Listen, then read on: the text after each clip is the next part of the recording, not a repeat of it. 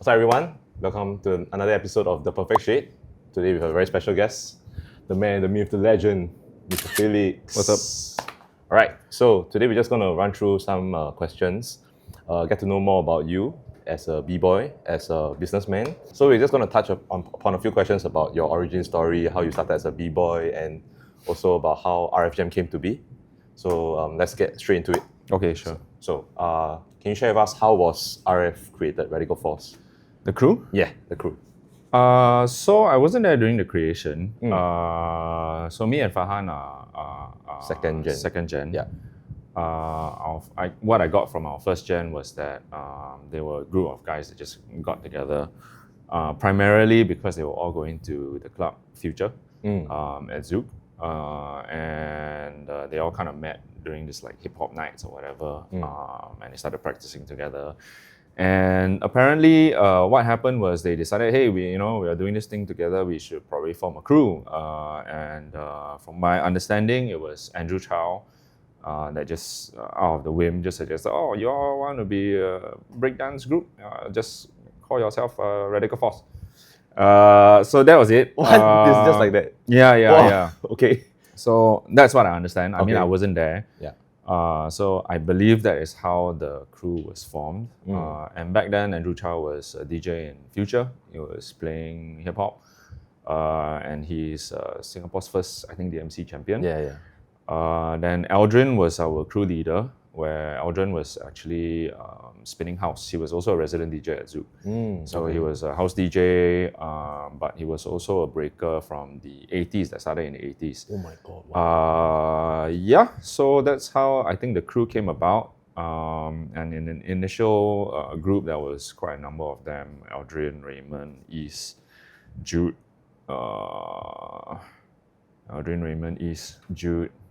Ivan, and a couple of them. Gerard was part of us for a period of time. Then we've got some guys from Australia like Troy that joined us because he was touring in Singapore or something like that. Yeah, primarily that was it. Yeah. Okay. Then what would you say for the viewers out there? Like, what is the definition of a crew? Or like, what makes a crew a crew? Crew. First and foremost, I think a crew needs to be friends. I think the crew thing now is a bit distorted from what it used to be already. I think people take crews nowadays as like they form crews to enter competitions to win. Back then, crews were really more the people that you hung out with, same vibe, speak the same language, and just enjoyed doing the activity together. But yeah, I find the crew thing a little bit warped nowadays, whereas back then it was really like, some crews were literally formed because they were all staying in the same neighborhood. Right. Yeah, I mean, back then there was all kinds of different crews, some in Tampines, some in Jurong, some in Pasir Ris, and of course I was in Siglap area where there wasn't any crews, so I just had to go around, and make friends. Yeah, so back then really, like even like crews like 71D Squad, they were like mainly based in like Tampines area. Oh, they were there. Transformers was mainly like Bedok, Tampines, that side also. Then So of even course, in such a small Singapore, there's also little pockets of crews yes, back then. Wow. And you have to know, like back then, the world wasn't so connected. So you would hear like, oh, okay, we heard that this area's got this crew.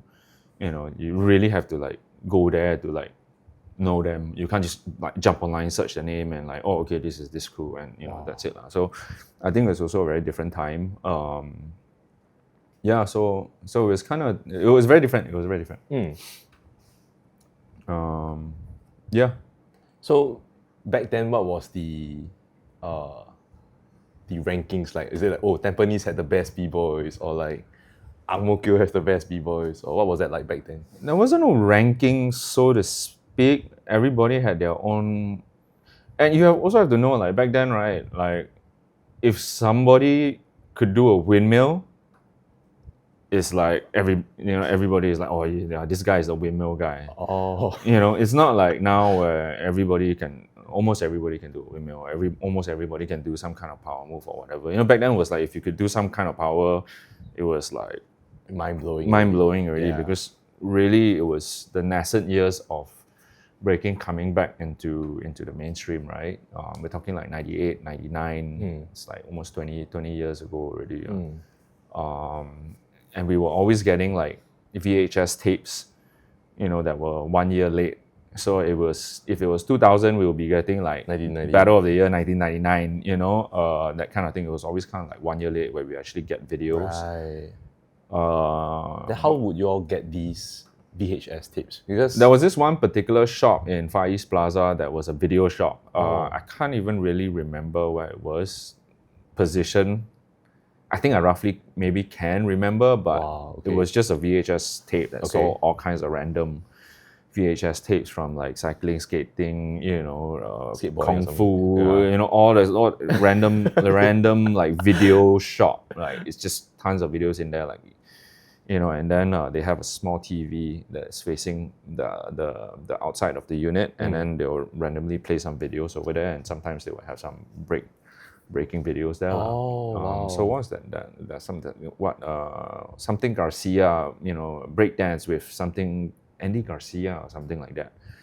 I mean those tapes were there. Battle of the Year was there. There was another surf shop at Pacific Plaza.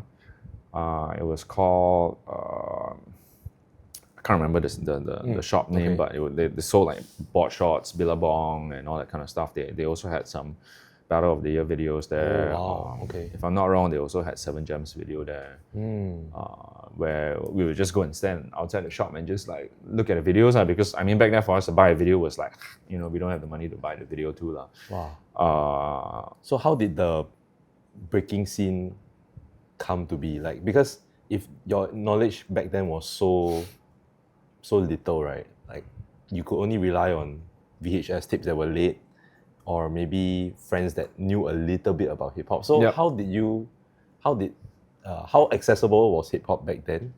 And can you share about that?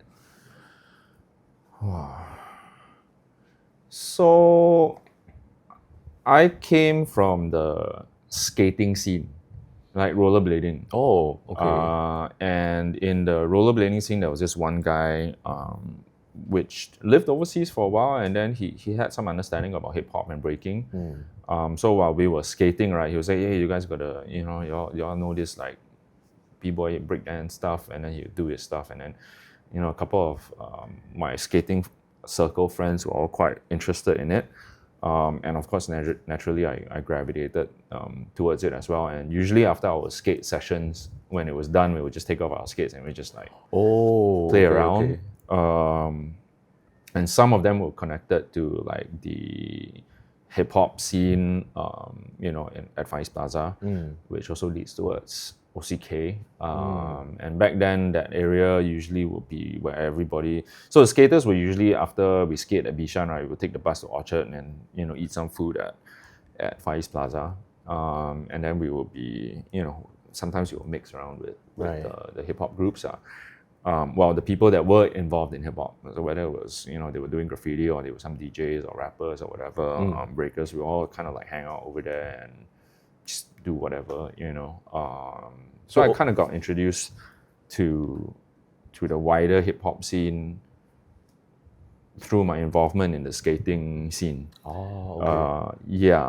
I see. So what's the significance of OCK? It was like a the meeting spot for people that were involved in hip hop, just like a hangout spot. Everybody knew it's like OCK is like, okay, the usual suspects will be there, Then were there places like, let's say, SMU or Esplanade Underground where people would session? So where would the dancers back then session at or practice at? We would session at HDB blocks, the multi-purpose domes. Oh, okay. That was where every other neighborhood had their own dome. Right. Towards 2000, when Esplanade was first built, we were the first ones to go in there and plug in the stereo. Oh, wow. I'm pretty sure we are the first people to ever start dancing at Esplanade. 100% sure. Whoa. Yeah. So I think we were the ones who made that space A spot. Like a spot for people to go there and just do their activities. Wow. I'm pretty sure of that because Esplanade came around 2000. That underground area where the trains were built. Yeah, me, Farhan, a couple of other boys. Yeah, we were the first ones to bring Farhan's orange Philips stereo box that you had to put freaking large batteries in, right? To actually dance over there. And after a while, we realized there was a power point and we could plug it in. And then SMRT actually cut the power of it. Subsequently, kind of dick move, but yeah. So Esplanade, I'm pretty sure that we were the ones who actually made that like an open like practice spot for all kinds of stuff. Damn. Pretty sure of that. So domes, MRTs. Orchard MRT was another spot that was frequented by another crew. Definition, they were there. Esplanade was more our spot, and then of course a lot of other crews started practicing there. Another spot was also at Cine Leisure. A long time ago, Cine Leisure, the top floor was a bowling alley. Okay. And they actually had an area over there like a marble floor, circle marble floor. If I remember correctly, it's circle. And then the rest, of course, is like carpet stuff. So breakers will actually practice there as well. Oh. Wow. Yeah. Okay. Schools. Back then, I think breaking was still quite new. So there were a couple of... in Temasek Poly, we had a breaking interest group. You were from TP? I was from TP. Okay. But we didn't have nice spaces to practice. It was basically a tutorial room that was empty and, you just clear the tables to one side and, there will be breakers practicing there. A lot of the people that were attending TP and a lot of the people that were living around the East area would come to our sessions too. Yeah. Wow. I don't have footage of it also, but we also did a National Day opening. There was a year where we had breaking, BMX, skateboard and rollerblading together for the opening of National Day. Wow. And this was at the old National Stadium, not Sports Hub now, like the same location. The Galang, like the old... Like National Stadium. Yes. Yeah, that one. Yeah. We actually did National Day opening, which was quite interesting. Yeah. Wow. That's crazy. Wow. Okay. So, I don't even know who has footage of it. So, what would you say is the big difference between B-boys back then and the B-boys of today in the local scene? Let's see. I think back then, you see, breaking back then, right, it was a very fresh thing. And I think, I wouldn't say I think, but back then you don't have like contests.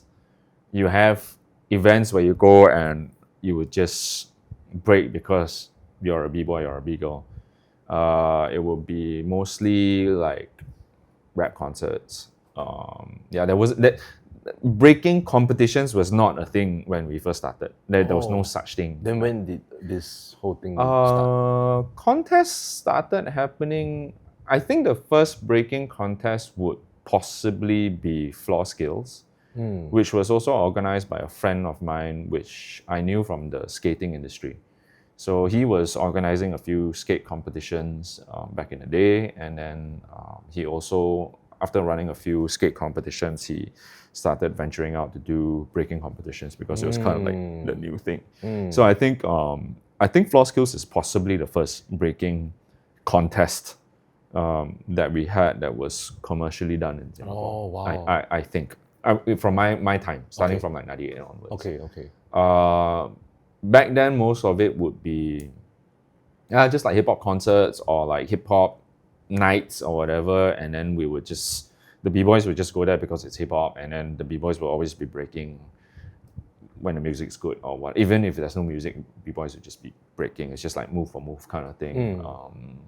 Cypher style that it's, and I mean back then cypher is also like we didn't even know what a cypher was, but it's just kind of like move for move exchange kind of thing. So I think back then the biggest difference is there was nothing, resources were lacking, right? So you don't get the kind of resources that you have nowadays when you can just jump online immediately and search for anything, right? Any big competition that you wanted to see, you can see it either in real time or a day after, or whatever, right? And back then you just don't have that kind of resources to be able to see what's the latest thing. Even if you heard about it, it's happening, you just can't get access to it.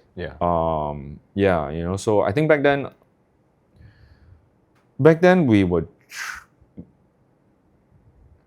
how a lot of breakers nowadays, hey, let's go practice. All right, let's go train. Or let's go session. Or it's most of it is like let's go train, let's go practice. Back then really was because we just wanted to get together and just do it. It wasn't because we were practicing for a reason to be good to enter a contest, or practicing for a reason to be good to do a performance, or practicing to be good to shoot content or whatever like that, right? Back then it was really, there was nobody to show. It was just us, right? And of course, when there was like a hip hop concert or whatever, and different groups would show up, of course there would be some kind of battle or whatever. But it was just, it was more organic. It was more organic. It was more. There wasn't like I'm training to win this contest. I'm just doing it because it's fun. I'm hanging out with the friends I want to hang out with, and we're just excited to come up with new stuff, and see new moves that this guy has. Hey, did you hear that this fella? Did you hear that so and so did this last week? It's like, oh really? Like I want to see, right? Like and then you go down and like you actually see it. It's like mind blowing. Wow. I mean, just like very simple things like turtles or like crickets, or even just backspin, like just doing an incredible backspin back then was like incredible. So I think that's the biggest difference. Back then we weren't there was no target. All of us wanted to be good. I think all of us wanted to have fun. All of us loved the activity just because of the activity itself. It wasn't because we wanted to be world champion or be top 3 in this next contest or whatever. It was just doing it and like for the love of it lah. For the love of it, and because it was fun, and just being involved, part of a wider community. So I think that's the biggest difference. Okay. And shortly after that, that's where things start to evolve a little bit. Our contests, of course, we've things like Battle of the Year already existed. Things like freestyle session already existed. And those were mainly like in the States, in Europe. Of course, there was freestyle session in Japan. There was Battle of the Year, but around the Southeast Asian region, at that point of time, there was some small ones but we don't even know that, right? I think for us in Singapore, maybe we were also not that connected yet. Okay. And in the earlier years, we were actually very connected with the Malaysian scene. So we knew actually a lot of b-boys from the Malaysian scene, from the JB side, from the KL side, and we were also connected with them through the rappers. Oh wow! Okay. Yeah. So then you mentioned just now the term fresh, right? Being a b-boy is about being fresh. So what does being fresh mean to you? Being fresh is very subjective. I think different people would Different say definitions of it. But in general, I mean, the word fresh itself, is self-explanatory. It's just fresh. Whether you dress fresh or your move is fresh, whether if you're dressing fresh, then of course something cool or whatever, right? If your moves or whatever that you did on the floor was fresh, is something refreshing that maybe some other people haven't seen before, or it was interesting, or it was cool, or it was difficult. I mean, it's a very loose term, but yeah, just keeping things fresh, I think, is important as a b-boy, staying hip. Okay. Yeah. Then, just now you mentioned about how back then the dancers would dance in clubs in future, right? So how has the club culture changed from your time to what it is now? Yeah, so I mean, back then, we were always out in clubs. During that era, right, late 98, all the way until like maybe 2012, 2015, Before I would COVID, say, yeah. hip hop was booming, right? Hip hop music was really, really mainstream. And we loved clubbing as a crew, and we actually went to hip hop clubs. You would actually meet different people who were involved in hip hop. It's very different from now. Like if you go to a hip hop night before, you would see the graffiti artists there, you would see the DJs there, you would see the b-boys there, you would see the rappers there. It was like hip hop night. Nowadays it's more like hip hop music night. Oh, okay.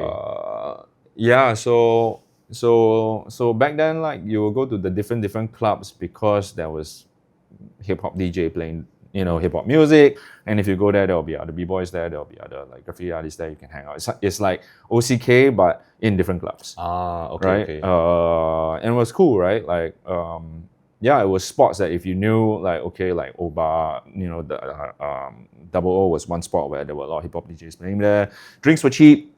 It was quite ruckus, but that was where a lot of hip hop people went. There was Wuba, where Ollie was spinning. That was another place that we frequented as well because music was just good. There was a pool table. You can break whenever you want to break.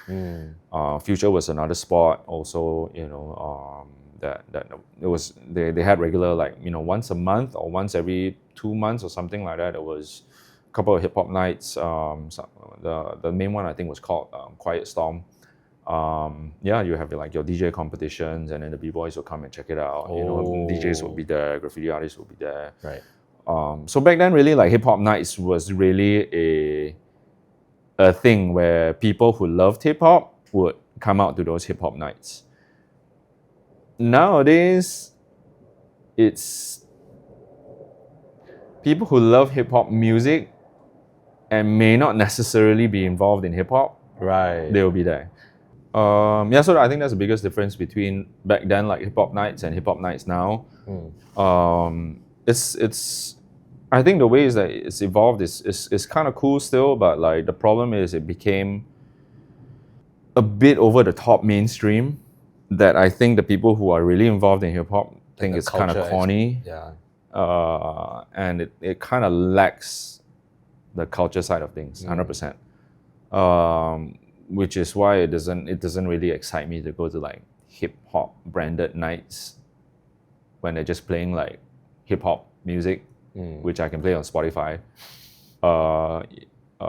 Yeah, it's just isn't that kind of spot now where people who are really down with hip hop are going out to.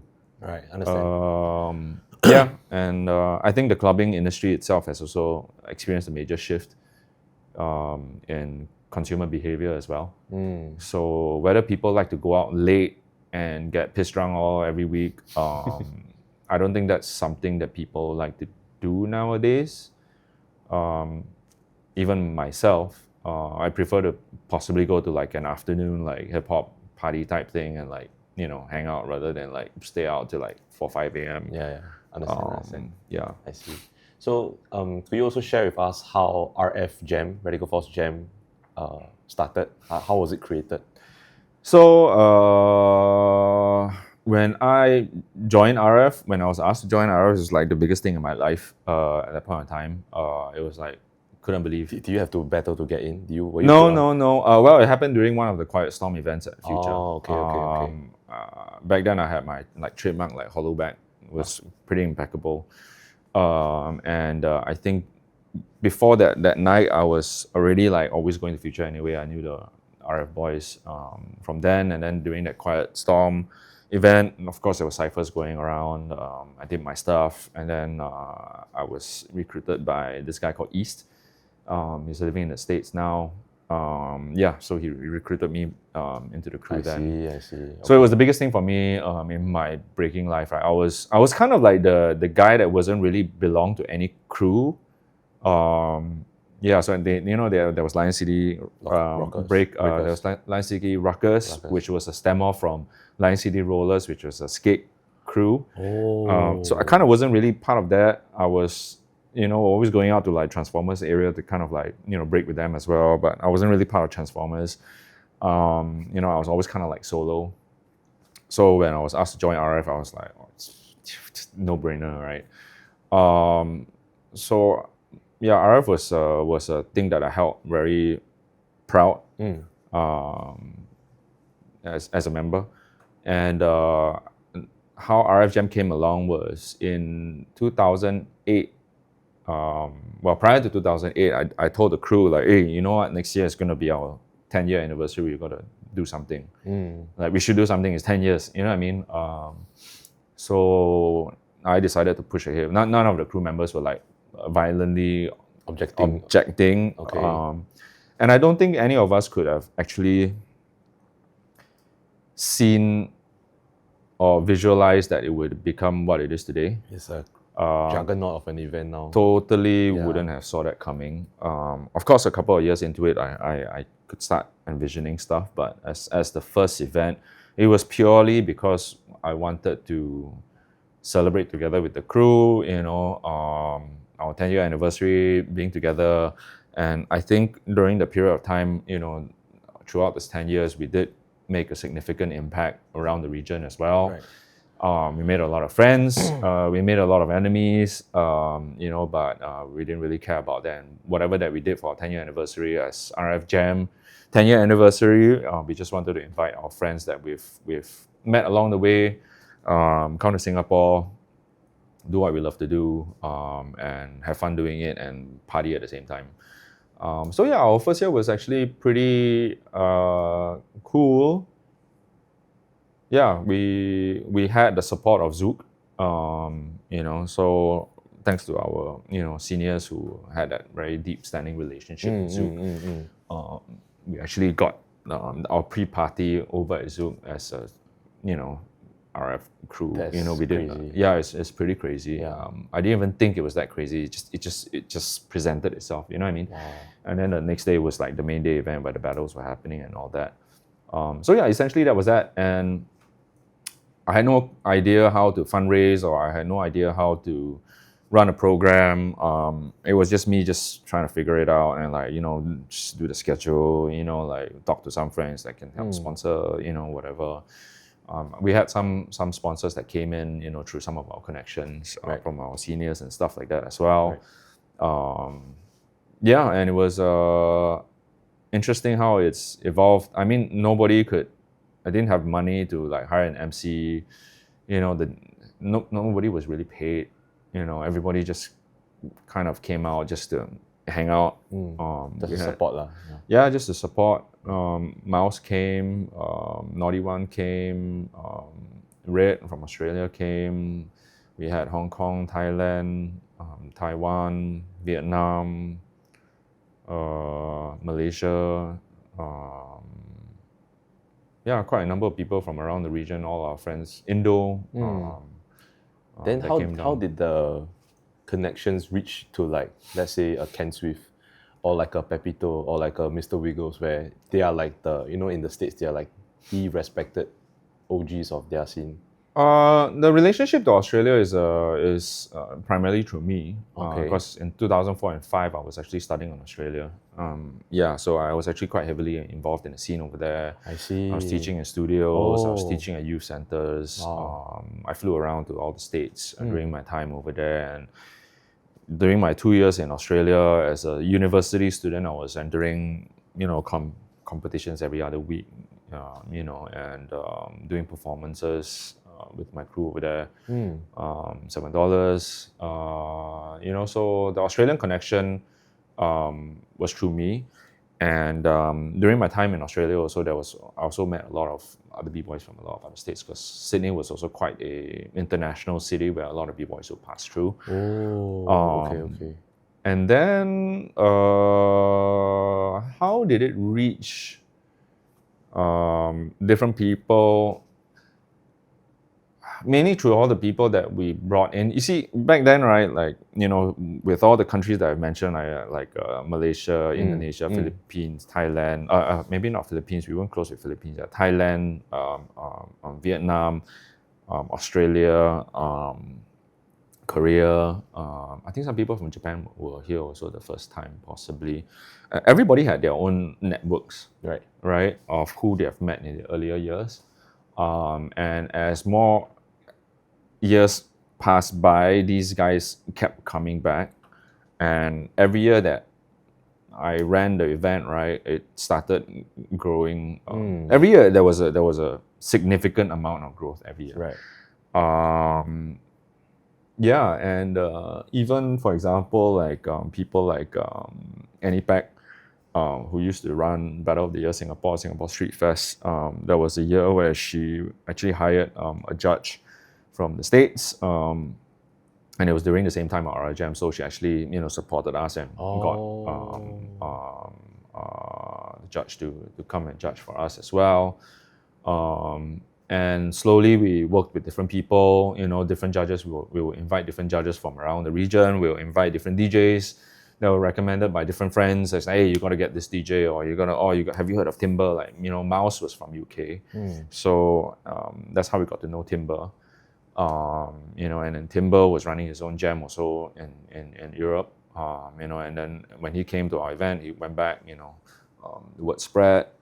Me and Farhan are part of $7, which was primarily a Swiss-based crew, which had a chapter in Australia. Right. So the word spread in Europe from our guys there too. Wow, that's crazy. And then we will go to things like R16. We'll go to Battle of the Years and different some competitions in China and all that. So just by us being ourselves as a crew, how we break. Most of the times when we went overseas, we either completely didn't qualify or we would win. Wow. Yeah, so it was very extreme. Wow. Yeah, so for some contests in China, we would win flat out. For R16 Battle of the Year, we were never big stage b-boys, so we never really ever won, or maybe didn't even qualify. Sometimes we did, sometimes we didn't. Okay. So the word probably spread a lot through our networks like that, through us as a crew physically competing at events, and just being who we were, the bad boys. Back then we were all skinhead. All of us were rocking wife beaters and dickies. What was the inspiration for that? I don't know. Farhan went bald one day, then Boy also went bald. Sunshine also went bald. Then I was like, fuck it. I think let's just all go bald. And then I decided to shave my head too. Okay. Yeah, it's something that you can't erase as an image when a whole crew comes in skinhead and You're rapping hard. Yeah, back then we were really into breaking, guys. That was our life. There wasn't any other thing that we were doing apart from breaking, really breaking. Especially that period of time when we were always competing, and whatever competition there is, we would just join. Singapore, we won 99% of all the competitions. For a very long time, probably more than 10 years. Whoa, that's crazy. And regional also, we will pop out, Malaysia, Indonesia, primarily those few, Thailand, Korea, so our name started as we started to go out more and compete more and cypher. Actually, we were the cypher guys for this entire region. Everybody knew us as the cypher guys. Back then 06 onwards, everybody was still very caught up on the big moves thing, right? Power moves, like majority of the people around the region were all very power moves based. Right. Okay. And they were great at the power moves. Like we weren't the power move guy, but like when we got down in a cipher, nobody could touch us. Wow. So it was very different, and breaking was a lot more diverse back then. Really, really a lot more diverse. Like it's very distinctively Laotian when you see the Laos guys dance. It's very distinctively Vietnamese when you see the Vietnamese dance, because they have certain movements or transitions where all the Vietnamese b-boys would use. Malaysians also had their own trademarks. Look, Indonesians was primarily influenced a lot by Create. Yes. And a lot of the b-boys from back then, they had that formula of how they moved, and we had our own formula. And on top of that, I think everybody in RF was very distinctively like even different. You as individuals are all distinctly. Yes.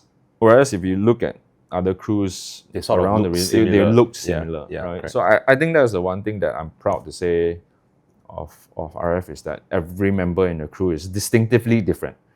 We all can do the same fundamental moves, the same steps, top rocks, footworks, whatever, but if we wanted to do it as a unit, we could. But the one thing that I'm really proud to say about the crew is that all of us, when we break as a solo, we were completely distinctively different from everybody else within the crew. And I think that is what also made us stood out. And I think we also didn't really copy anyone. I mean, we took inspiration from different b-boys that we thought was cool, but like we didn't really... I don't think anybody in the crew ever once said, I want to be like K-Mel, or I want to be like Ken Swift, or I want to be like B-Boy A, We never really wanted to be anybody. You all wanted to else. be your own self. Yes. Right. We always had inspirations. We always gave props to people which we thought the breaking was good, and all of us also had very distinctively different likes and dislikes towards what Different breaking tastes, was. yeah. Okay. So yeah, in a nutshell, that's veered off a little bit, but that's how RF Jam began. It was basically we wanted to celebrate our 10th anniversary. Wanted to get our friends to come to Singapore, hang out, have a good time, break, show who's best, cypher, exchange, moves, so have a wild time partying. Talk like backing off that partying aspect, right? One of the main events within the main event, which is RFM, right, is Hancai. Yeah. Right? So as the Hancai king, right? So what is Hancai to you? Or can you share with the viewers that don't know what Hancai derived from a Malay word like hancho or berkecai. That's what I understand from some of my other crewmates, right? Which is mean as absolutely destroyed, right? Okay. Like so fucked, right? So my crew loves to party. And my crew, we fell in love with hip hop and breaking through nightlife. Right. And if you actually do rewind back, hip hop comes from block parties. Yes. Right? Yeah. So we love to party. Me and my crew, we used to go partying every Wednesday, Thursday, Friday, Saturday. Wow. Hardcore. Why? Because like everywhere that we went for clubbing, it was opportunities for us to meet cool people in breaking or hip hop culture, and we could break anywhere that we wanted to, and people welcome us there. And it was a thing. It was a thing. Like every other night in every other club, there was us ciphering, and people would watch, and that created a lot of opportunities for ourselves as well, and as a crew with performances and all that kind of stuff. But Hancai has evolved. Back then it was just our word of saying how fucked up this guy got when he partied with us, right? It's like he got so fucked up. He's like he's so wasted. He's so wasted, right? It was fun. It was funny, right? Yeah. And I think how Hancai has evolved right now is also if you really know how to Hancai, you know how to handle yourself. Yes. Right? The people that say they are Hancai but end up sprawling on the street, that's not Hancai. Lying in a pool of vomit, that guy is the guy that doesn't know how to Hancai properly yet. Right? He's the young gun that just overboard. That just went overboard and went too overboard. Too So apeshit Hancai is already. basically now just having a great time and enjoying what you love doing. It's a great vibe. That's it. Hancai's got nothing to do with being absolutely smashed and destroyed. That's not what it is right now. Okay, so that's the misconception, huh? Yeah. Okay, That's the okay. misconception. A lot of people think, to be Hancai, you have to be extremely fucked up. It's like no, bro. Like, please Just look relax. at the rest of the Hancai kings. Do we look extremely fucked up? Do you see me fucking crawling on the floor with a pool of vomit? No, bro, it's not. Like, just get that out of your head. Okay, You know, you heard it here first. Don't get all shit faced. don't get all shit faced. Like, have a good time. Have a good time. That's it. Don't get so smashed. You can't remember like that how you can't got remember home. Where? Like- How? Yeah, Okay, that's okay. dangerous. I see. So some other questions would be like, these are from some of the viewers also. Okay, maybe before we go into that, can you share about how RF Jam went overseas? From a local jam in Singapore to Vietnam, Da Nang. Yeah.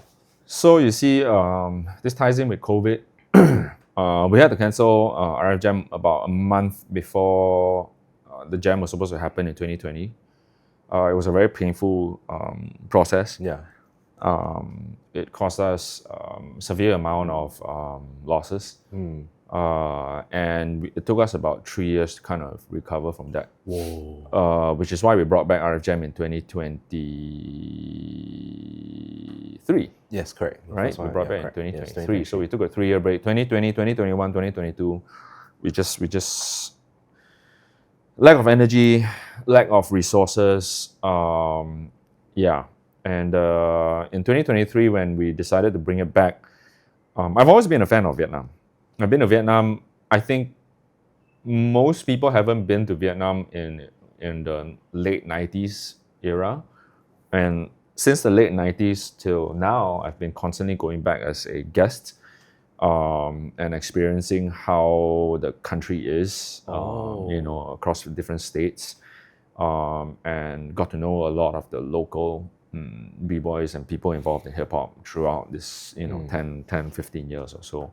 And it was a sport that I've always enjoyed. Yeah. Just the people, the food, the vibe, the freedom of it, its accessibility in terms of cost of living. Yeah. It was cool. So when we decided to bring back our jam in 2023, at that point of time also was the decision whether we should do it in Singapore or not. And Singapore was at that point in time up to date even from 2023 to now. The cost of living is just skyrocketing. And just considering two groups of people, right? One from the organizational point of view, and two from the the people who are planning to attend point of view. Yeah. Logistically, trying to run this event in Singapore is extremely stressful because of how much it costs to run it. And then for the people who are coming out, it's also they will think twice about coming out because it just costs so much more money to fly out. Right now, it's very different from 2008. The cost of stuff in 2008 versus the cost of stuff now in Singapore is a world of a difference. And there's a lot of things, right? If you talk about currency differences in different countries, back then, a lot of other countries' currencies was a lot stronger than ours. We talk about Australia, talk about US, talk about Europe, it was a lot stronger. So there's a lot of factors. Right. So when we decided to bring back RF Jam, firstly, doing RF Jam in Singapore for 12 years straight from 2008 to like 2020, it was great. I loved showing the world what Singapore is, all right, by attracting them here. I love showing the world what Singaporean dance culture is, right? We're very hospitable people, we care a lot about the craft. This is our country, everybody that came to Singapore loved Singapore back then. But the problem with doing it 12 years straight in Singapore is that everybody's on holiday and when they're coming here, but we are still in our own countries. It didn't really feel like a holiday for us. Right. So that was one reason, right? We wanted to go to a place where it also felt like a holiday for us. Relax, Even though we are working and we are very professional about how we want to execute RF Jam as a team, and in terms of professionalism, how we want to run the event in its granular details. We also did want to have that experience that other people were having, which was a holiday. Right, that was one. Number two, cost factors. Of course, logistically, like I said, from an organizational point of view, and from a participant's point of view, right? If you go to Singapore and you book a hotel, it's possibly going to cost you $250 to $350 a night. If you go to Vietnam, it's $40 to $50, at most $100 a night for that same level of hotel. Right. So instead of coming to Singapore for 4 days and paying $1,000 for hotel, you go to Vietnam and you pay $200 for hotel for 4 nights. It's a world of a difference. Wow. And at the end of the day, right, RF Jam is an event where we want people to come, sure, come and battle, sure, come and cipher, but most importantly is have fun. Yes. And if you are in a position where you are always worried about whether you can buy the next drink or take the next taxi, then it's a problem towards you Having actually fun, enjoying yourself, letting loose, Yes. and having fun, right? And that also results in people being a bit more open to be able to communicate to other people, right? If you're stressed by money all the time, you're not going to be able to buy the next person you meet a drink, for example, right? But if you're in a country that allows you to do so, and then you're more not so worried about tense. Not so tense, Yeah. then you are more likely to meet and get connected with more cool people that you could either further your career or enrich your network or potentially create some opportunities for some kind of collaborations or whatever, through this RF Jam network. I see. Then could you also some of the questions from the audience was that how viable is it to have a full-time dance career in Singapore? I think it's as viable as you want it to be. What would your advice be? What would your advice be? My advice would be to distinctively decide whether you want to make this a career or not. And at the same time, if you do want to make it a career, then you're going to have to figure out where do your skills lie that could be commercially viable. You're not going to get gigs just because you are a cypher b-boy. You're not going to get gigs just because you have the hardest pop. You're going to get gigs because you put yourself out there. You intentionally network with people that you want to create opportunities for yourself in terms of commercial work.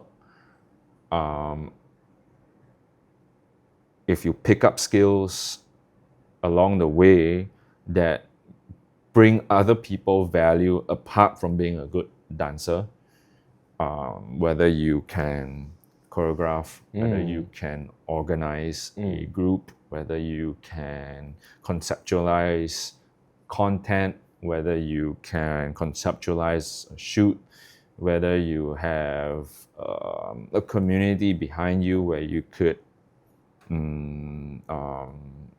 work together with to present something to a client that sees value in what you're doing, whether you have influence, to be able to tell a company that what they're doing is relatable or not to the community that they're trying to target, engage with. Yeah. There are many things. So is it viable to be a full-time dancer in Singapore? Like I said, it's really up to you to decide and identify the opportunities out there and actually go for those opportunities and not just depend 100% on you dancing in your living room and being Singapore's top dancer without opening those doors. Right. So it's really more about the soft skills. Yeah, it's not just, soft skills is one thing, but to be a full-time dancer, right? To be a full-time professional dancer is no different than being a full-time professional videographer or photographer or graphic artist or whatever, that you need to, number one, hone your skills. You need to be great. You need to have a network. You need to be commercially viable. You need to identify opportunities and shoot for it. It's like running your own business as a full-time dancer, right? But if you don't treat your dance career like a full-time business, then you are not going to be able to sustain yourself very well. Okay. Sure, there are lessons, and there are multiple entities or studios or whatever that creates opportunities for teaching and all that kind of stuff in different schools. I think Singapore is a very good, healthy teaching career kind of industry. It's kind of healthy, but whether you agree with how certain entities run their classes, for example, or the value that you get for your classes, is that something that you can agree upon? If you can't agree upon it, then that's fine, and create your own opportunities, bro. And are you happy putting on a McDonald's outfit to do a breaking move and do a McDonald's gig, or do you think that's whack? So to piggyback off that, like the whole thing about selling out or being whack or waiting till you have a certain amount of street cred before you do something. What are your thoughts on that? So street cred, if you are going to be somebody who is an advocator of the culture, I think street cred is very important. If you are somebody who is going out to do a commercial gig, it doesn't really matter, in my opinion. Of course, there are the very cringe ones, the extreme cringe ones, which I don't particularly like. But hey, they went for the casting, they put themselves out there, they learned one move Props to them. of YouTube, and they got the gig. Am I gonna hate on a guy? Sure, I can, but what's the point? I didn't even go for the casting myself. Right. And even if I did go for the casting, was I maybe too cool and too b-boy for commercial use? Possibly. Or am I able to understand that I'm doing this as a commercial job and I don't need to be b-boy for You this? tone down a little bit. Yeah, for sure, right? Not every brand wants a hardcore b-boy to front their brand. Okay. Yeah. For real. Yeah. That's not the intention, and I think that's where the confusion is, right? They need somebody to do a breakdance move. I want to b-boy and I want to represent myself as a b-boy when I'm coming to your shoot. So where's the line there, right? Did you get the brief?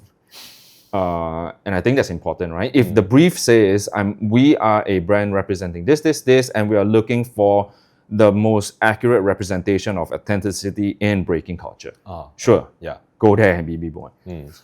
We are a shampoo brand that highlights lifestyle, sports, and fitness. And we are catering to the mass majority of people. We don't want somebody who is coming in to frown and look like you're a gangster. We want somebody to come in, smile, be approachable, and do a breakdance move. Can you swallow that? If you can, in my opinion, there's nothing wrong. If you think that there's a job you don't want to go for and your integrity is more important, that's cool too, bro. That's cool. That's like totally cool, and I respect that as well. But that's what I'm saying. Like if you are trying to make dance a career, sometimes some things have got to give, and you just got to look at it objectively and say, is this a b-boy thing? Is this a popping thing? Is this a hip hop thing? Or is this just a commercial job that I'm putting myself in because I have the ability to do it and I am adaptable to the situation, right? If you are, then that's great, because I know a lot of people who aren't super skillful or have won battles or whatever. They're possibly doing gigs and they're kind of cool with it. And maybe b-boys will spit on it. It's like, that's not real b-boy. That's whack. And blah, blah, blah. Sure, it's kind of whack. It's kind of whack. I wouldn't like to see myself in a McDonald's suit and doing a freaking L kick or whatever. But hey, I mean, if the money is alright, and I think okay, fuck it, it's just for the cash, and What's I wrong can with do it. Yeah. Why if I can do it and I have the skill to do it, and I don't mind putting myself in a McDonald's suit for like half an hour just to execute a move, like sure, whatever, dude. I don't care. I mean, tons of b-boys that are like hardcore. They've been in the movies, they've done advertisements for McDonald's, even though on the sidelines they're saying like, oh, that shit is whack. They've done it too. Come on, man, like they've done it too. So you just gotta decide for yourself. If you really want to make this dance thing a career, then you're gonna just have to identify what opportunities are there within the spectrum that you can make a living out of, like cash, make money, right? And go for it. Okay. That's cool. That's dope. So there's a few more questions before we go to the video react segment. One of the questions that we got from the viewers is, what kind of advice would you have for a breaker training by himself? And what is something that you would have done differently in the first few years of breaking? I think if you're a breaker training by yourself, sure, use whatever resources you have online to get inspiration from. But always remember that when you're practicing on your own and you make mistakes from moves that you've seen from other sources, it is fine to make those mistakes. And I think more importantly, it is even better if you can find a way to make those mistakes look like it was not mistakes. Or like a cover-up or something. Yeah, because that's how you create stuff from your mistakes into something that is unique to you because you're weak at it, right? How do you flip moves that you see, from other sources? So if you make a mistake, you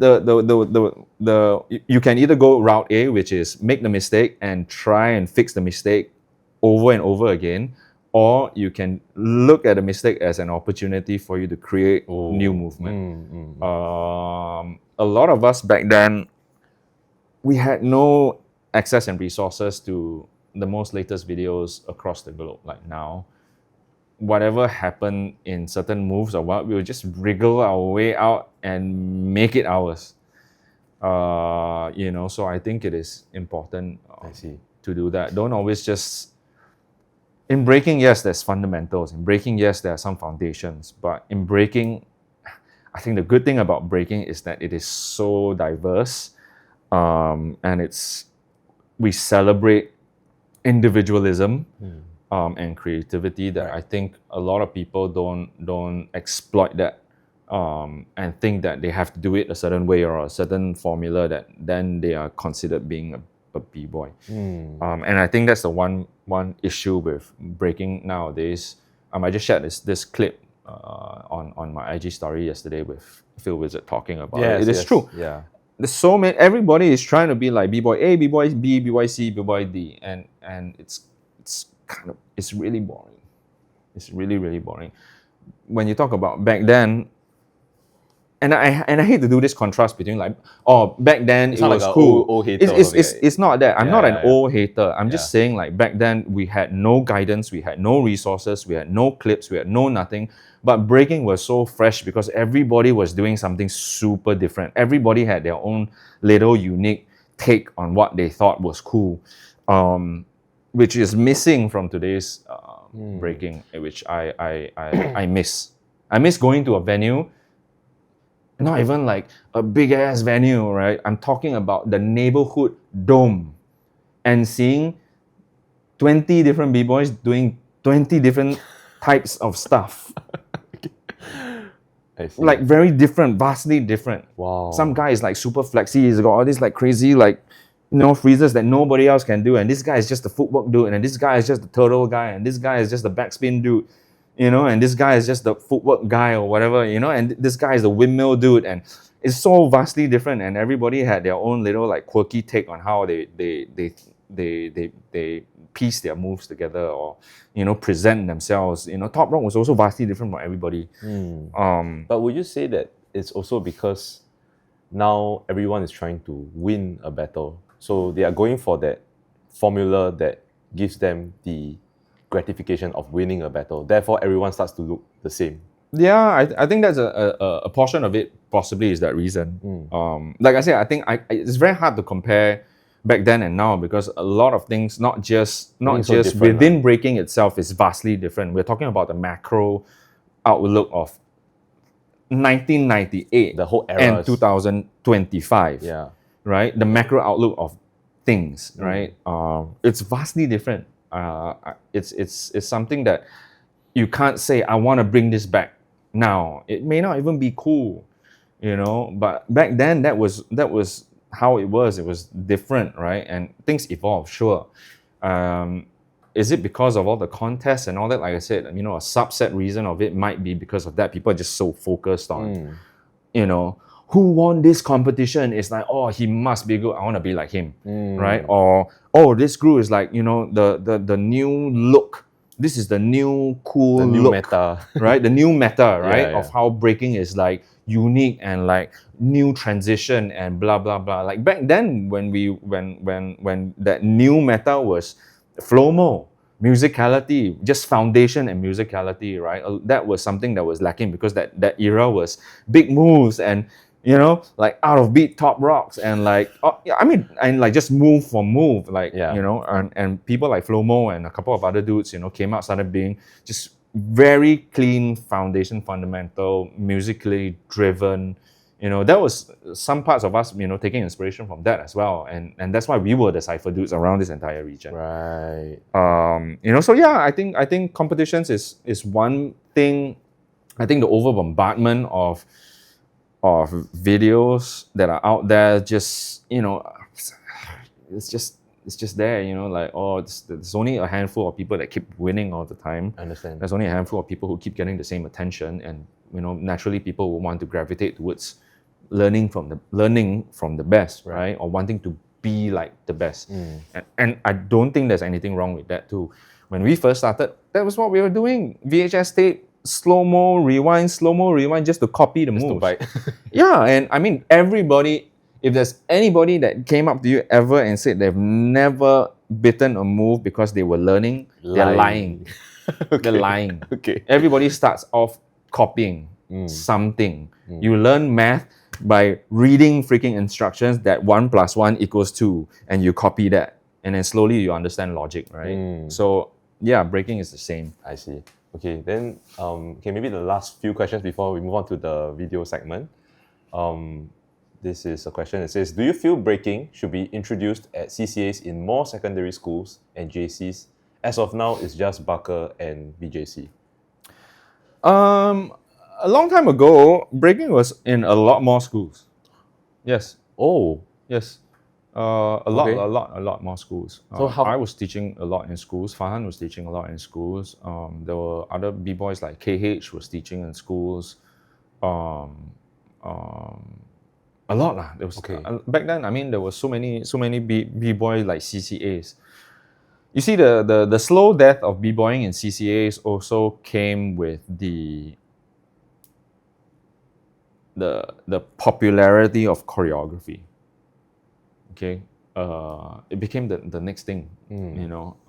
Breaking. I was teaching in secondary schools.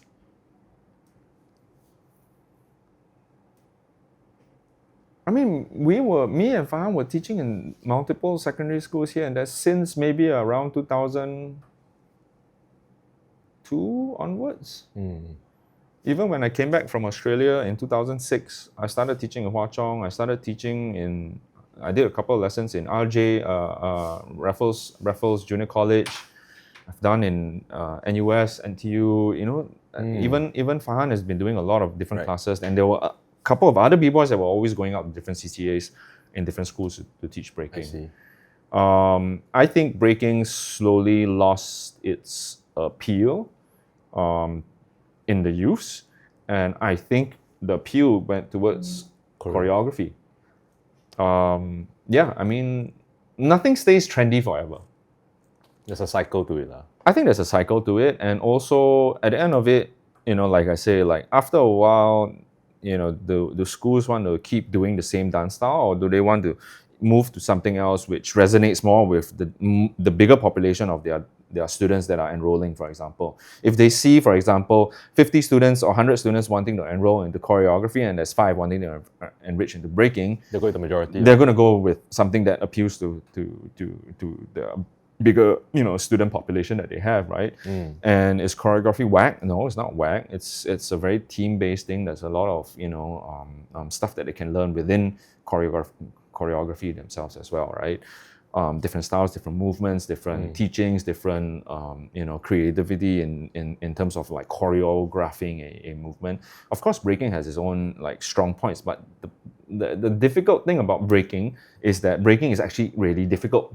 It's freaking difficult. It's really, really, really difficult, and if you're teaching a CCA that, let's say you only teach them Sec 3, Sec 4 in 2 years, they might be able to get as good as getting their first windmill in, or like, or like just barely be able to do a turtle, or, be able to piece together a run that they might potentially be able to go and cipher with or whatever. It's a really difficult dance, so, and do the youths nowadays want to do something that's too difficult? I don't know. It doesn't seem like it. Okay, so the last question is, as a very passionate advocate of street dance, street culture, and breaking in Singapore, right? What would be something that you would hope the scene would grow into? Or what's something that you hope to see in Singapore breaking?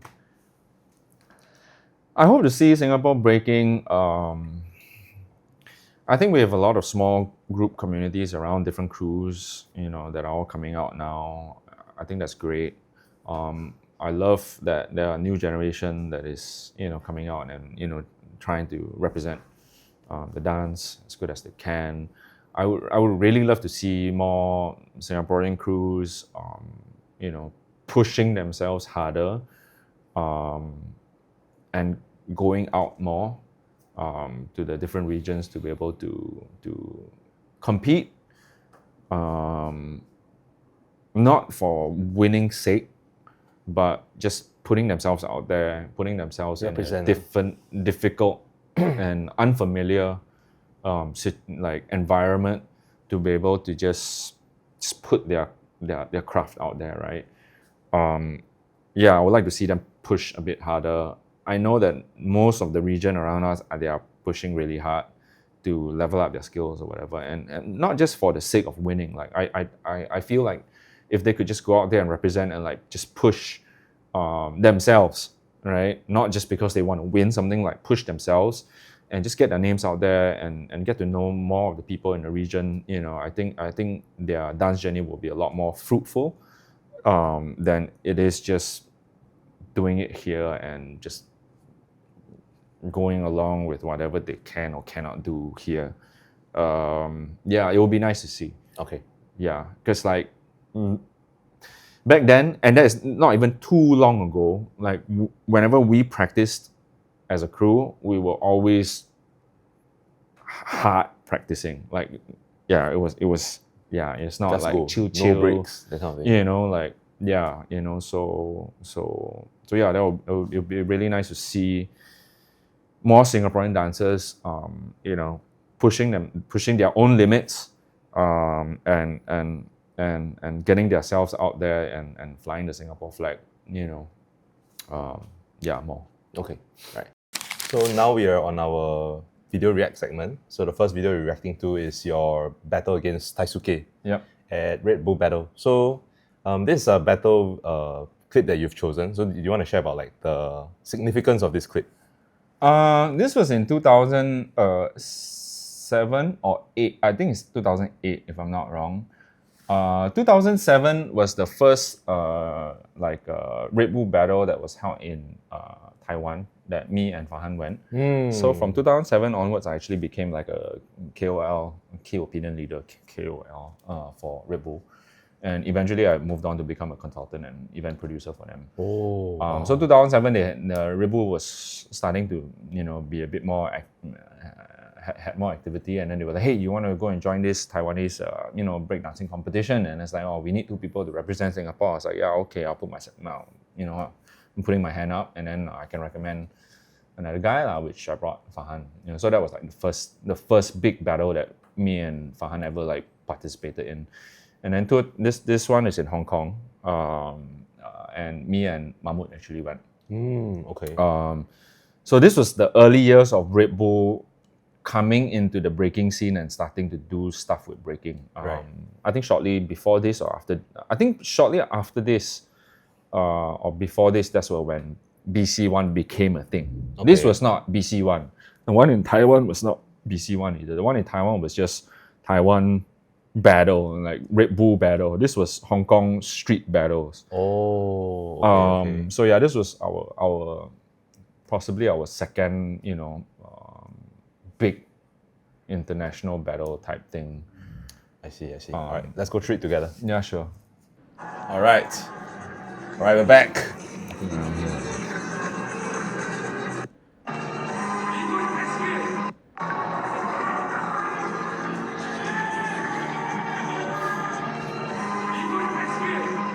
So this was Daisuke's round. Yeah, his second round after my second round.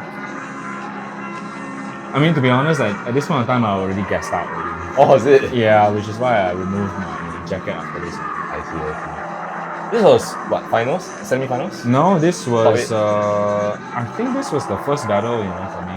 Oh. And yeah, I had to go up against him. Oh. Okay. So this was the second round.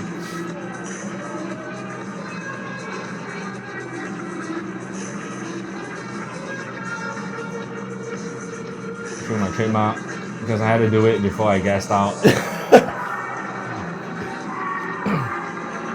So as a b-boy, right, how do you like read or like observe your opponent, and how do you read and react to someone like this? Battles are all about replying and like exchanging. Yeah. Right?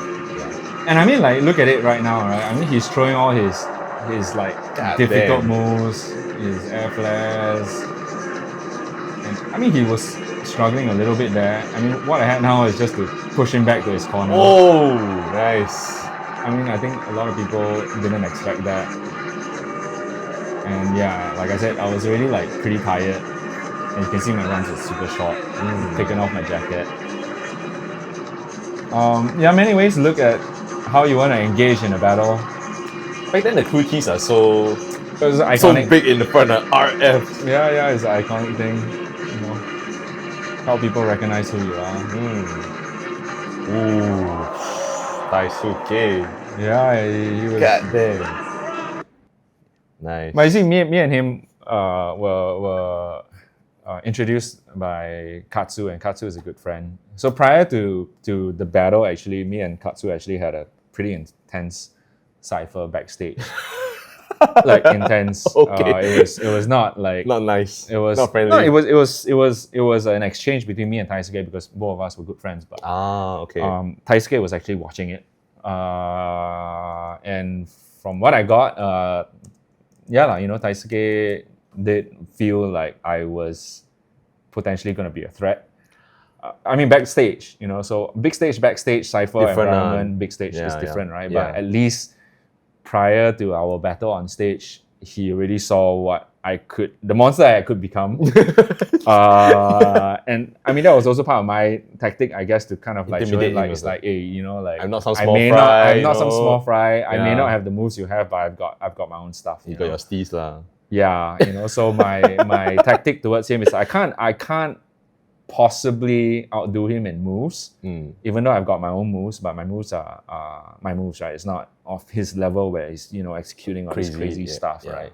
So my approach to the battle was just pure attitude, So if you can't outmove them, your opponent, style them, outstyle them. Yeah, I mean, I see. You see, that's the fact, right? Like, I did not even get past my first round. But this video actually blew me up. After this video, right, actually, I got a significant number of subscribers on my YouTube. Ooh, But back then, I didn't even bother what was YouTube. Nobody knew what subscribers. You didn't even know whether you can monetize or whatever. I didn't have that thing. And I think I got up to like 10,000+ subscribers or something like that. It was just quite crazy for that time. Wow. But I had no clue. And then I think when Google bought over YouTube, they sent us an email saying that if you want to claim your account, you have to claim it within this window, and if not, this account's done. Hence, I lost my YouTube account. So I didn't even see the email. It wasn't me that checks email every day back then. You know what I mean? Yeah. I could have been a good YouTube guy, I think, back then. But unfortunately, I wasn't on that tip. I was just in breaking. You know what I mean? I lost this YouTube opportunity. Oh, I see. But this clip actually did blow me up quite a bit. And from then on, actually, I started flying to a lot of regional competitions to start being judges and stuff like that. Do you feel that nowadays, maybe if an international b-boy were to come to a local jam, right, it's intimidating, or the local dancers tend to get very intimidated because of a big name? Yeah. Because like, for the reason why I'm bringing this up is like, let's say you're going up against Taisuke. Taisuke at the time already had a very big name already, and it's very evident that you're not afraid of him. Yeah, compared to, I guess, sometimes when you look at even in other scenes, like I'm a popper. Let's get it straight. Yeah. RF was never afraid of anyone. Okay? We gave props when props were due. We didn't care. We were never the you're my favorite b-boy. We were never those kind of b-boys. Okay? Okay. We were never those kind of b-boys. Okay. We were always RF. And who are you? If you're cool, we hang. If you're not cool, we just don't hang lah. I don't really care about your skill level or whatever. You know what I mean? Like, Got sure, you. certain b-boys, for example, like who came to Singapore in the earlier days, was Remind and Crumbs. Oh, that one, we were big fans. Style Elements, guys. It's not like, you know what I mean? Like, we brought them out clubbing, to the clubs and all that kind of stuff. We hung, it was really cool meeting somebody that we've been watching on tape.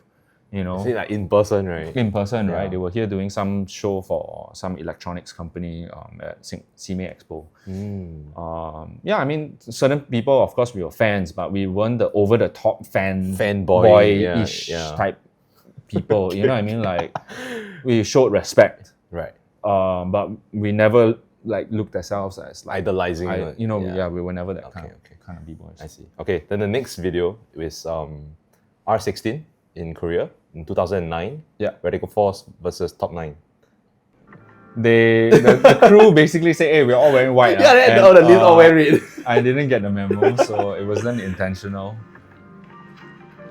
So we were invited to this directly. Oh, okay. So we didn't win any qualifier or whatever. You're like seeded already. We were seeded directly. Right. One of our boys from Reverse Crew, because we actually went out to Battle of the Year in 2008 in Busan, and we got to know. That's where we started getting to know some people in the Korean scene, like Naughty One, and Tino Rock, and a couple of other Fizz. Quite a number of them. That was our first foray into kind of like getting to know the Korean scene a bit better. And then in 2009, we were invited directly because I think some of the Rivers guys, which was another crew name back then, or they might have been Rivers already, the R16 team was asking like, oh, is there anybody else that deserves to be on this stage? And we were recommended. Wow. Okay. All right, let's go through it together.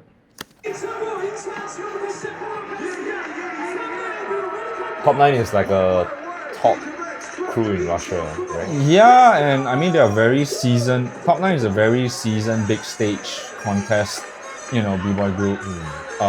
And I mean a lot of them are still breaking now. And yeah, I mean they brought the heat. I mean we were the nobodies, It's crazy that RF is the nobodies. Yeah. So who was part of RF here? Who were the ones representing RF here? It was myself, Boy, Sunshine, True Colors, Jellyman, Sunshine, Mahmood, and Bogus.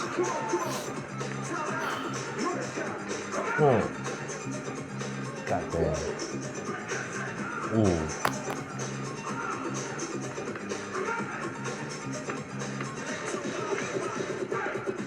I mean, Top 9 is a strong crew. They were. I mean, back then they were also very known for their routines. And a lot of them had very unique individual styles as well. Yeah. Some of them are really, really great power stuff, like Flying Buddha, some of them are more. That's Sunshine, right? This is Sunshine, Yeah. yes. Like the first one was Mahmud. I think the first one was Mahmud, yes. Yeah. So Mahmud done so differently from Sunshine. Yes. I mean, Sunshine is speedy, he has his transitions, he has his moves, power, freezes.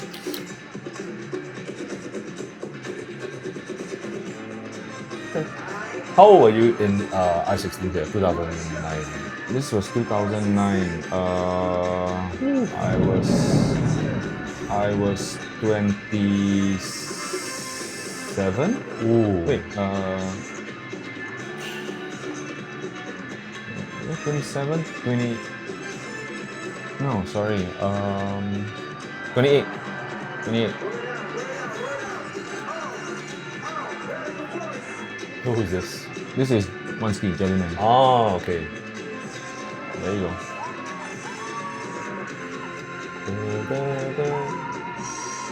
Whoa.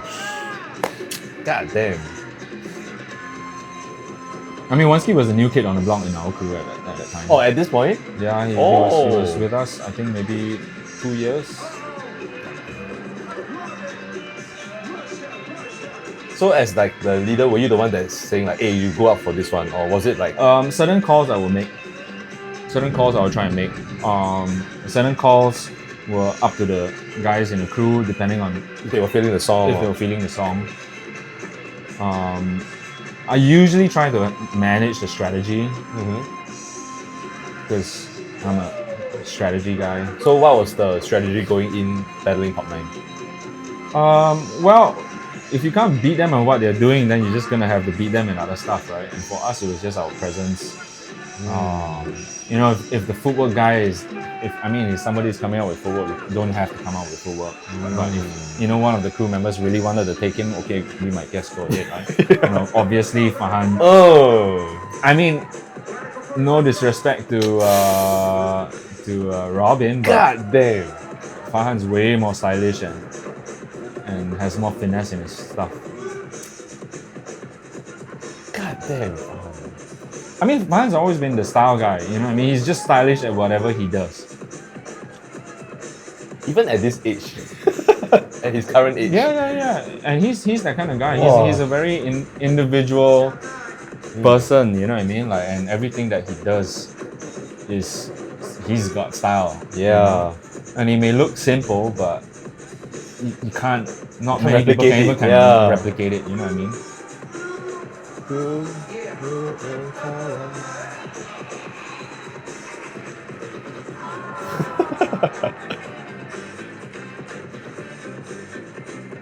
Oh, I was replying, Oh, okay, you go. Yeah, I mean, I saw him do a baby mill, and baby mill was my thing, but I pushed a little bit too hard here, and I kind of flew off. Bouncing off your head. Yes, I was. I saw. It literally, it wasn't the best run, but I was just like, I gotta blow it up. You know what I mean? Yeah. Just gotta go for it. Alright, signature. Oh! There you go. I mean, if you look at both runs, I don't think it was either one really won. Yeah, it was You know what I mean? Yeah. For us, we knew like Top 9 is, they are a reputable crew. We just needed to do what we did and not seem weak. Yeah, just don't xia sui. Don't xia sui lah. You know what I mean? Like, I don't think we lost by a mile. You know what I mean? Y'all didn't get smoked. We didn't get smoked. Yeah, I don't think y'all got smoked. I think we represented hard. Yeah. I think we gave them a run for their money. Yeah. I remember at this point of time, we're still the nobodies in the world contest stage. Oh, wow. But this year, a lot of things happened at the hotel lobby, outside the hotels, in terms of like ciphers, which people don't see. This is just like the big stage. This is the big stage thing, right? There's a lot of things that happened at this year which a lot of people didn't see that we made our name. Flying Buddha.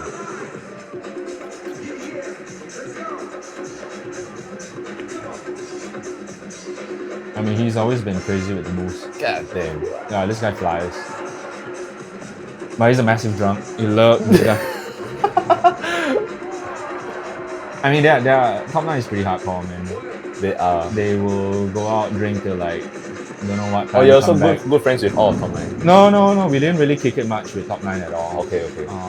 I think the only person I really kind of knew from there was Tony, which was the guy I went out after. Ah, okay. And I knew him, I can't remember how I knew him as well, but I knew him from some other connection.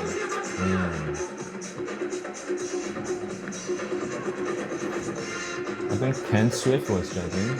Ken Swift, why not? I think Storm was there also. It's probably Storm, right? Yeah. Probably Storm. I think Ducky was also judging. And I can't remember the last judge. Ooh, who's this? Boy. That boy. Damn.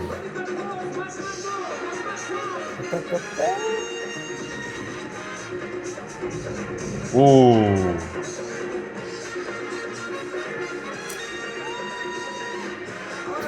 You're like, yeah, what's up? Oh, they get personal? You start to get personal? I mean, like, battle breaking medals tactics. too. Battle tactics. I think this is Young the Shrimp, if I'm not wrong.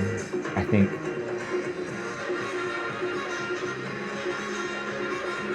So as them as your opponent, right? And as many rounds as they were going, right? What was something that you noticed during this whole shit happening?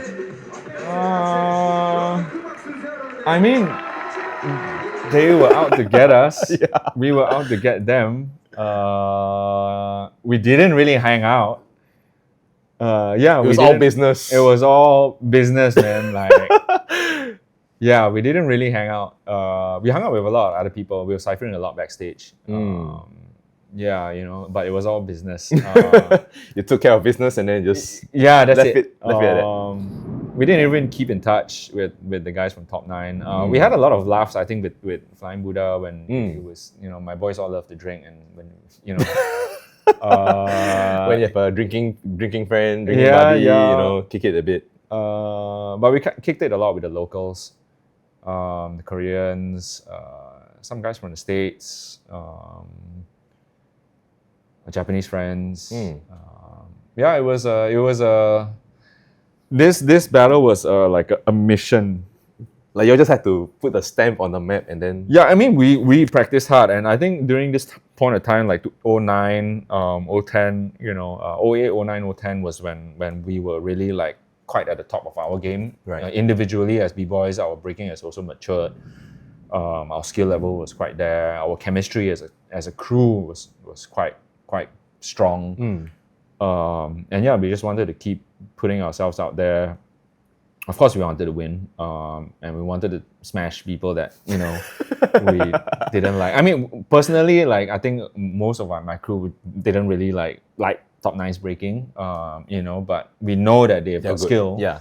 I mean, is it the style that we like? Would we be inspired from their moves? No, we're not inspired from Top 9, and we wanted to beat them, right? And we didn't, and that's cool. But like I said, I don't think we fell far from the mark.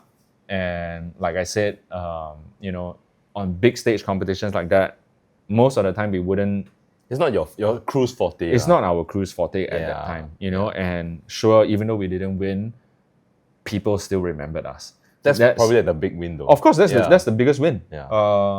And we had more time to chill with other people, after losing, and prove our worth outside of the big stage rather than just on the big stage, right? Yeah. It was cool. I think it's very similar to... I feel like what you're saying, right, is very similar to what Fahan or Abang An shared with us. It's like, I don't want to go to battle, then go all the way to the finals for what? I'm going to be so tired. I just want to go back and rest. I want to chill with my friends. An is a lazy dude, man. He's such a chill dude. He's a chill dude. Okay, lazy may not be the right word. He's a very chill dude. He doesn't want to, he just want to kick it. He just wants to kick it. He just wants to, do what he does, and he doesn't want to try and prove Yeah, he doesn't want to prove other people Correct, anything. correct. You know what I mean? Yeah, An that's is what that you mean. kind of guy. Yeah. You know, he knows very clearly where he sits and where he stands, and he doesn't need to prove anything to anybody. You know, on me, I'm the extreme opposite. Like, I'm always like out there trying to like push things, or like, you know, so This is I, me. yeah, or like, you know, this is me, this is my crew, and you know, like, Mm. I'm always trying to put ourselves out there. So me and him are kind of like that balance in the crew. You know, we are very polar opposites, me and An, but definitely one of my best friends ever. Oh. You know, yeah.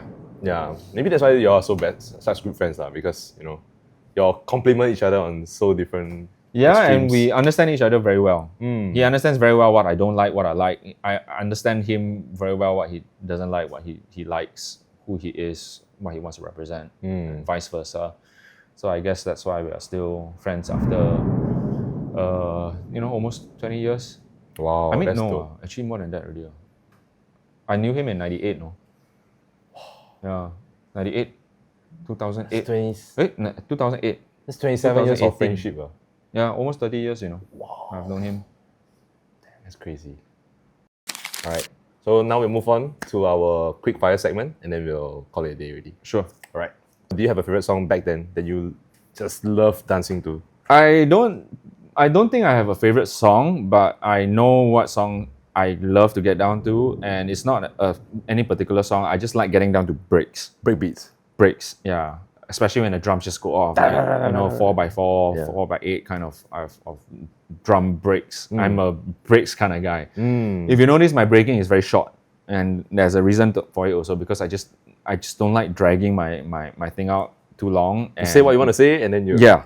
And breaks is the perfect time to do it, because you just execute, and just done. I see. You know, so breaks, usually, if a breaks kind of on, usually it's mine. Get out. You know? Yeah, so I like breaks. I'm not the very like lyrical dance to the lyrics. Musicality kind of- I'm not that kind of guy. Yeah, I'm yeah. the breaks, like, you know, 4/4. Yeah, Okay. that's me. I see. All right. What's the last song you listen to before you die? What's the last song I will listen to before I die? Yeah. What's one song that you want to listen to before you die? Wow, last song I want to listen to before I die.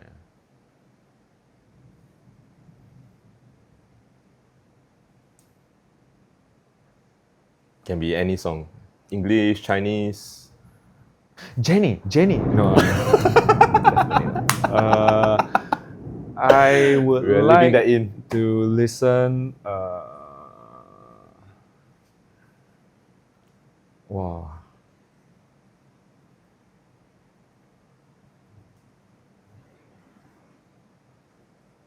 Ain't No Sunshine. Okay. I don't know why. It's probably a sad song, but yeah, Okay. I like it. Okay. Top 5 dancers, dead or alive? Top 5 dancers.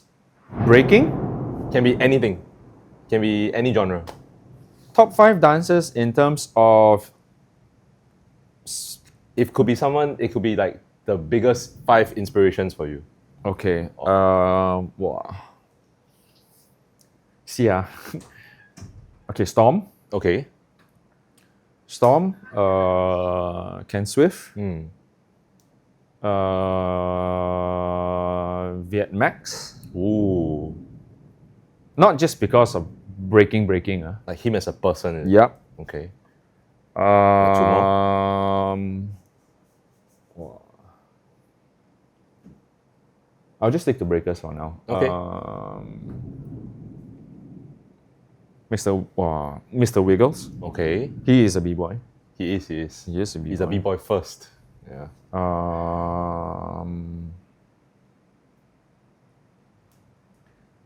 I would like to say Kemel, purely from a breaking moves perspective. Then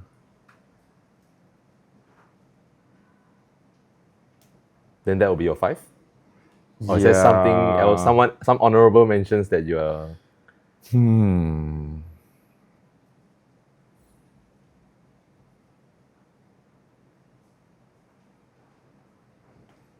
Digging through the archives, I can see the gears like.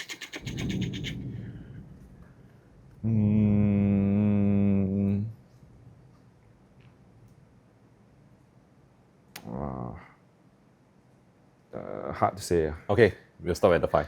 Now see, so I appreciate a lot of different b-boys breaking for however they break. But I've never been the sort of person to say I want to be him.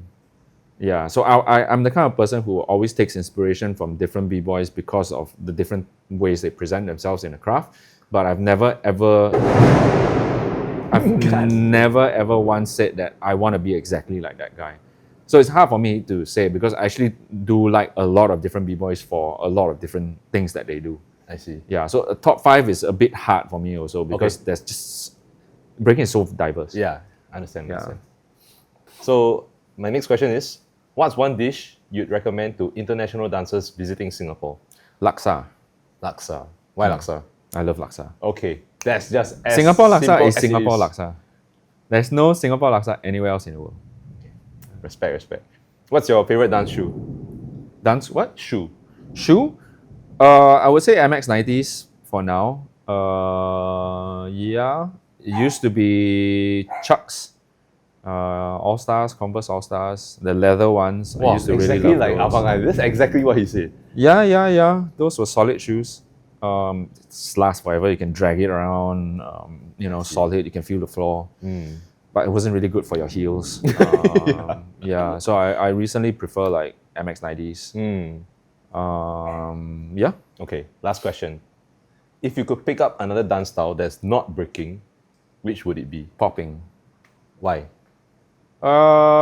It's a very interesting dance style, and possibly not as intensive and difficult. I mean, there are its difficulties within popping itself. It's not an easy dance to be good, but it is. I don't know. It just looks cool. There's a lot of interesting references that it takes from different inspirations to adapt into the different movements that they have. Yeah, and it's something that it's cool, man. Yeah, I like popping. All right, I'll see you at the next popping event, next I popping can class. pop a bit, but it's horrible. All right, thank you so much for coming problem. to our episode of The Perfect Shade. Really appreciate all the stories you've shared with us. Despite all this crazy noise and the crazy malfunctions that's happening off screen. It's fine. Yeah, but thank you so much. Thanks for having me. Hope to see you again and on another episode. Yep. Yeah, and yeah, that's all. Peace. Peace.